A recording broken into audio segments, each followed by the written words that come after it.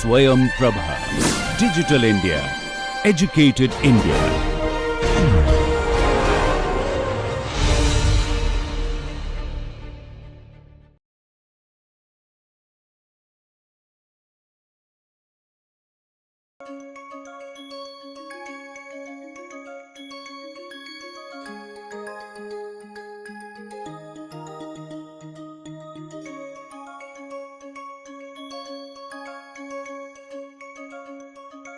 Namaskar, I'm Devdip Purkayastha from the Indian Institute of Technology, Bombay.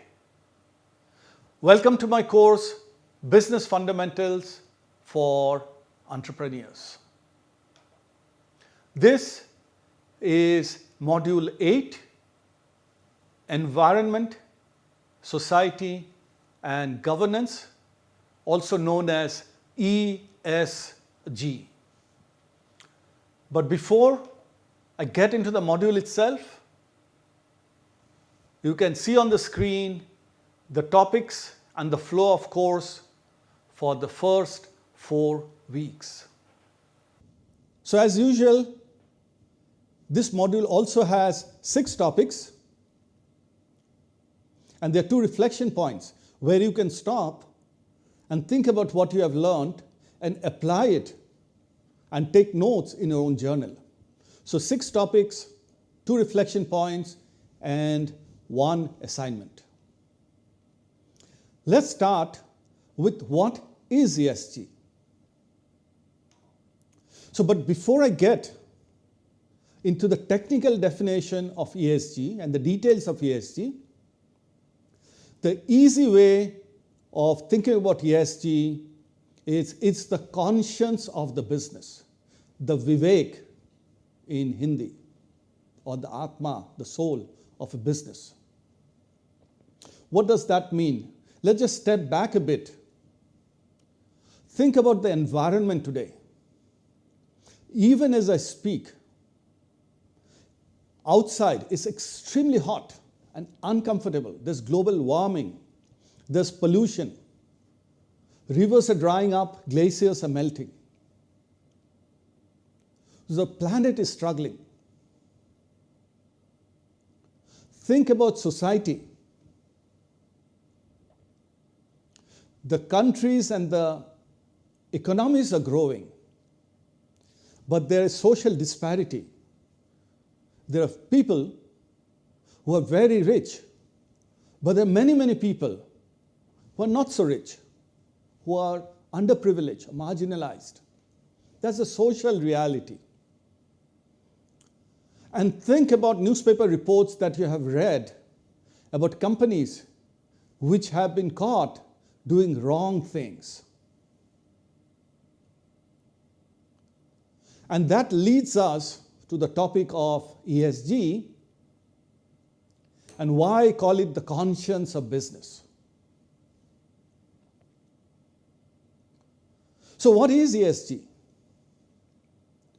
ESG is basically a collection of data about a business or a company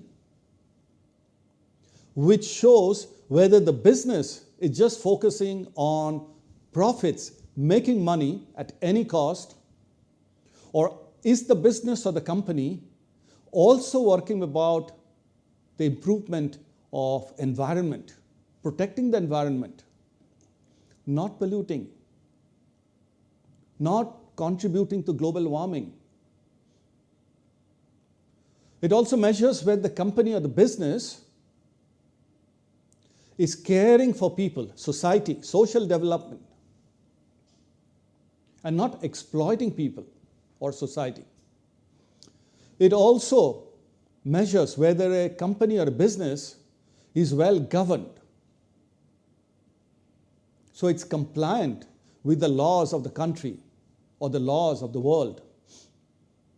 And it's not cheating, or there's no fraud, etc. So those are the 3 aspects. And I'll talk later on as we go along. How is it beneficial for the company, and how do stakeholders in a business look at it? It's beneficial for the company because, as we'll see later, It makes sure that the company can sustain over the long term. It's not just making money and then losing out somewhere 5 years, 10 years down the line, but it can sustain because it's broad-based. And increasingly, stakeholders of the business, which is customers, employees, the social networks around the business, the government, they look at a company and say, is this company working responsibly? So let's go a bit deeper into ESG. Let's start with where ESG started. So most of you, when you think about a business or a company, will probably think about profit. And in my last class, or the previous class, I also talked about the finance of the company. And I talked about how companies need to look at capital, returns on capital, generate profits, sales, etc. But if a company looks only at money, only at profit, sooner or later the company runs into problem. Think about it. Let's say a company is making a lot of money, but it is polluting the environment. It is releasing toxic gases into the environment. It is releasing toxic chemicals into the river. It is drawing up all the groundwater as it creates beverages. It is releasing air and smoke and heat so that the weather warms up.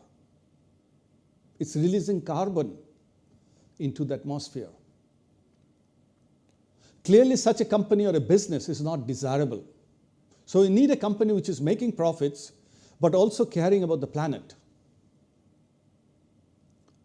What about the people? None of you will probably want to work for a company which is exploiting its employees. So the owners are getting richer and richer and richer, but the employees are not taken care of. So they are struggling and have a poor quality of life. Or if there's a factory which is making a lot of money for the people around,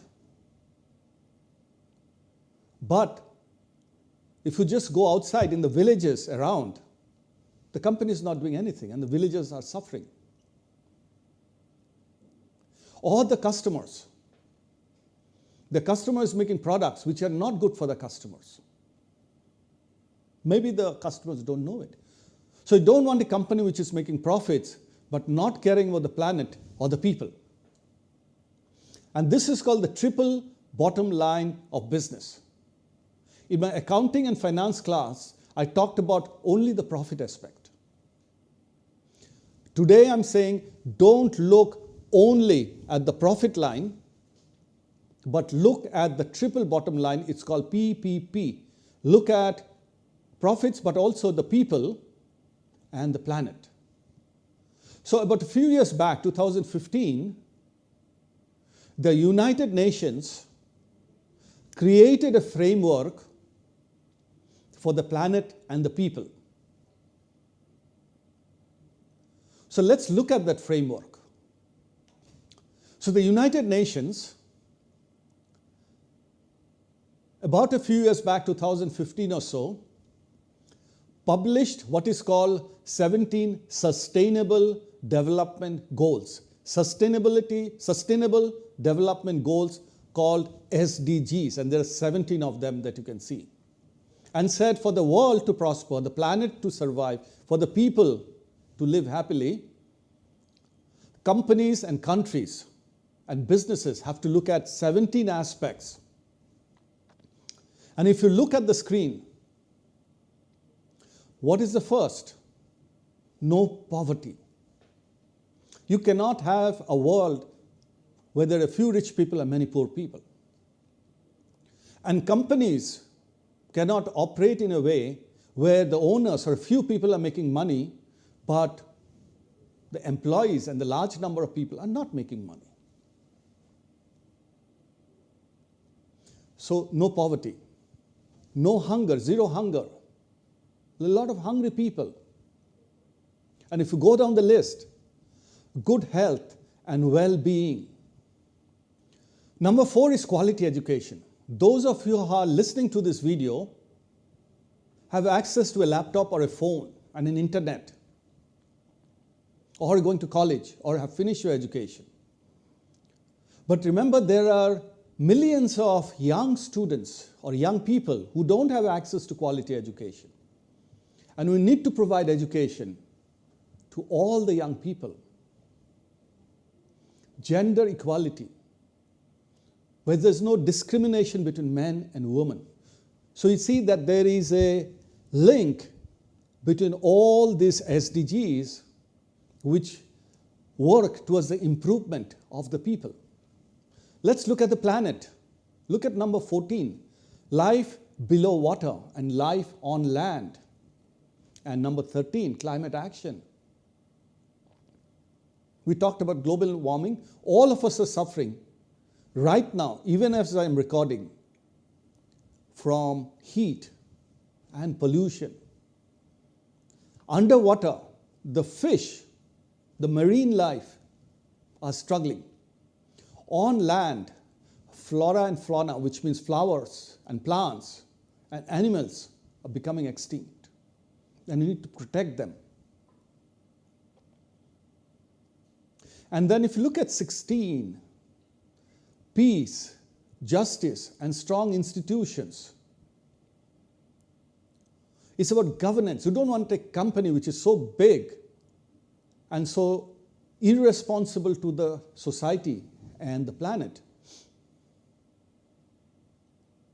That is not, it's profitable but not so well regarded. So these are the United Nations SDGs. Now think about the linkage between ESG and United Nations. Environment links straight to number 13, 14, 15. Social development links straight to the top line, 1, 2, 3, 4, 5. 6, clean water and sanitation, access to toilet and pure water. So important for life. Links to social and environment both. So these are the United Nations SDGs. So let's look at the environmental factors under ESG, which a company should look at and which a company should be measured for. So I've listed some of them there, and these are listed by the World Economic Forum in its report, and I suggest you go to the report, the link is there, and you have a look at the report yourself. So what are the factors? Renewable fuels instead of fossil fuels, which creates a lot of pollution. Try to move businesses and companies towards renewable, solar, wind. So there's less pollution and it's renewed. Reduce greenhouse gas emission. So the factory and the plant or the car or the truck or the ship or the plane, reduce the carbon emission. Energy efficiency. Do not have excessive air conditioning or inefficient machinery which eats up electricity. And then climate and water management. And then recycling versus all the time making new and new, because it eats up scarce resources. For every paper bag that you make, trees are being cut. For every cloth that is in excess, it needs cotton. And cotton needs water. So recycling, packaging, reducing usage.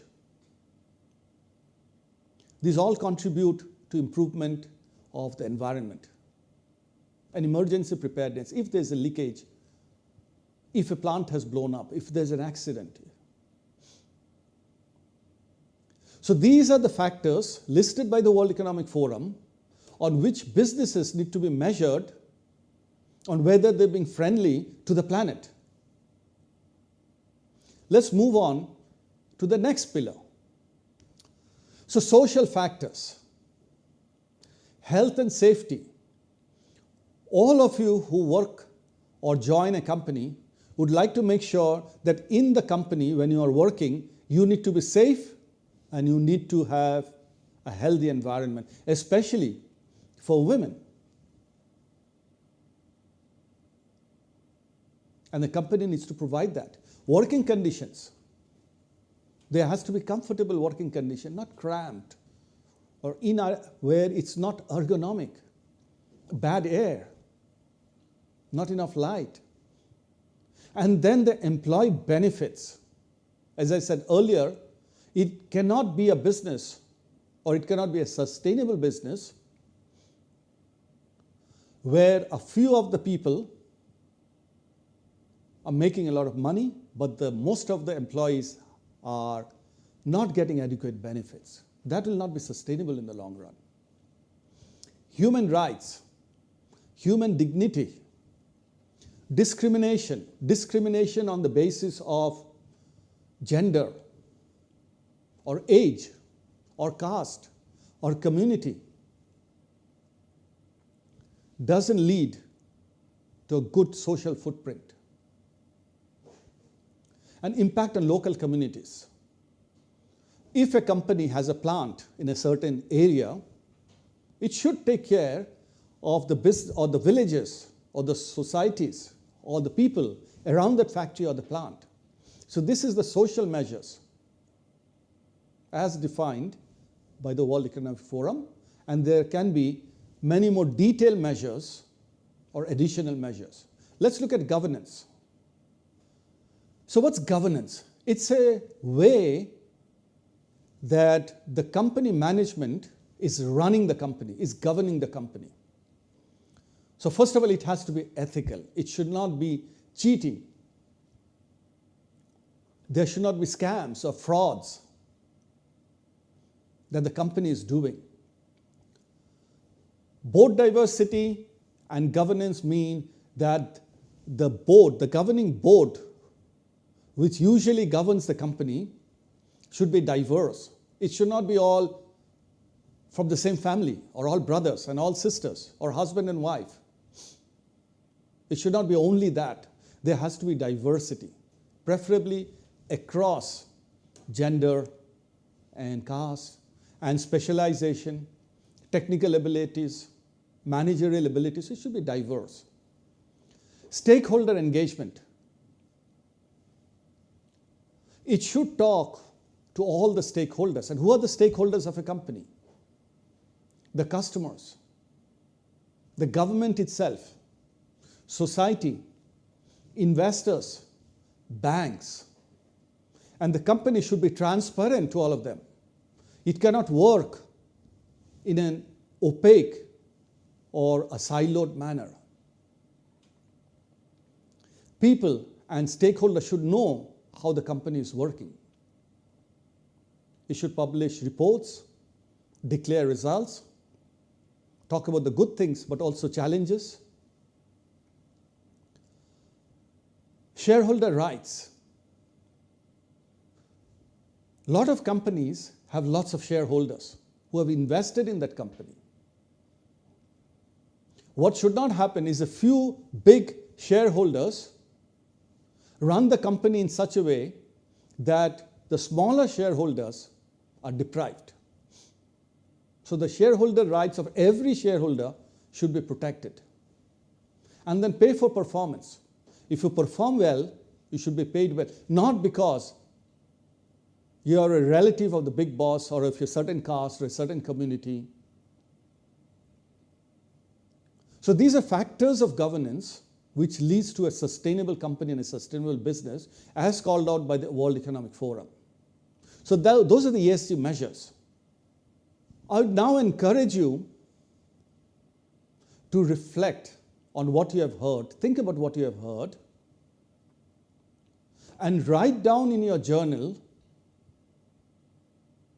what you have learned about the United Nations Sustainable Development Goals. Choose any 2 or 3 which you, in your personal life, are most impacted by. It could be poverty, hunger, water, air,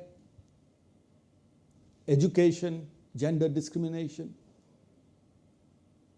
And write down, from your own development point of view, what can be done, what can businesses do to improve on those SDG goals. So reflect and note.